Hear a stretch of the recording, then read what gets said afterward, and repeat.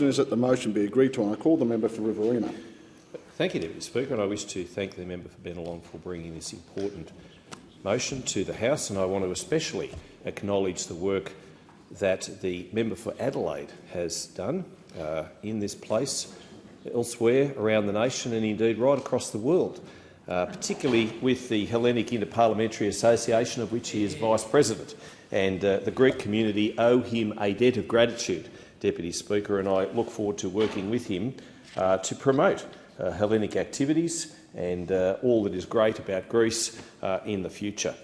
I come from Wagga Wagga. It is a proud multicultural city.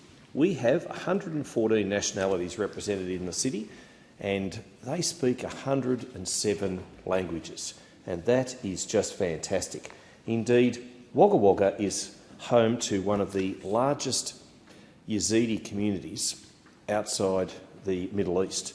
And indeed, I want to pay credit to the now opposition leader for the work that he did to enable them safe passage and a safe home under our compassionate visa arrangements. And I will recall the conversation, which of course followed the 2014 multiple genocide and attacks at the hands of the extremists known as Daesh or ISIS, where the Yazidi community were targeted, were killed, and the now opposition leader called me as Immigration Minister and asked me would I be prepared to settle in Wagga Wagga these Yazidi refugees. And indeed, within a nanosecond I said yes. It wasn't even a consideration, it wasn't even a thought. Of course Wagga Wagga would, it's being such a welcoming community. And indeed, hundreds of Yazidis now call Wagga Wagga home. One of them, Dorlat Gundor, in fact worked for me, and what a great presence and smile she brought to my workplace. She's now studying law here in Canberra, and from the story that she had back in her homeland to where she is now is quite an incredible one. And Wagga Wagga is much the richer for our Yazidis.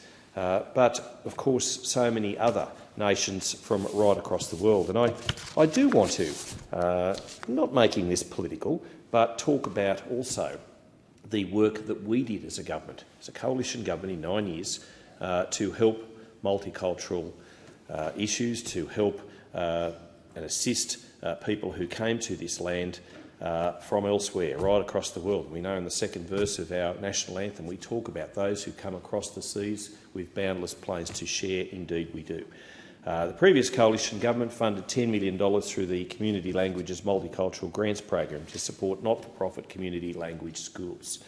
Adult Migrant English Program, the 510-hour cap was removed. It was made unlimited. $50 million investment in the highly successful Safer Communities Fund, and we made places of worship safer and more secure, and that was important. Safer Communities Fund also, with early intervention grants, $119.5 million for 133 recipients for activities to engage youth at high risk. These all helped the multicultural communities.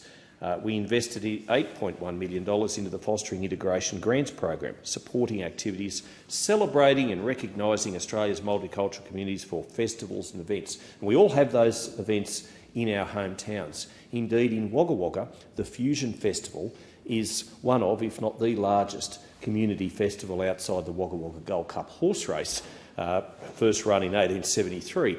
But this Fusion Festival, only instituted in recent years, has grown to the extent where thousands of people celebrate and commemorate all that is great about multiculturalism.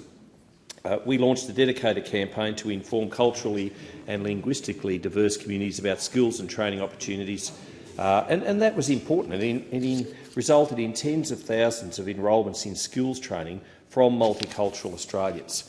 And we need to continue to invest in those who come across the seas to make Australia home.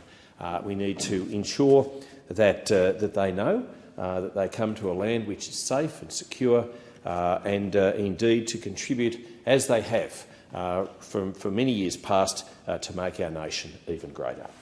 The question is that the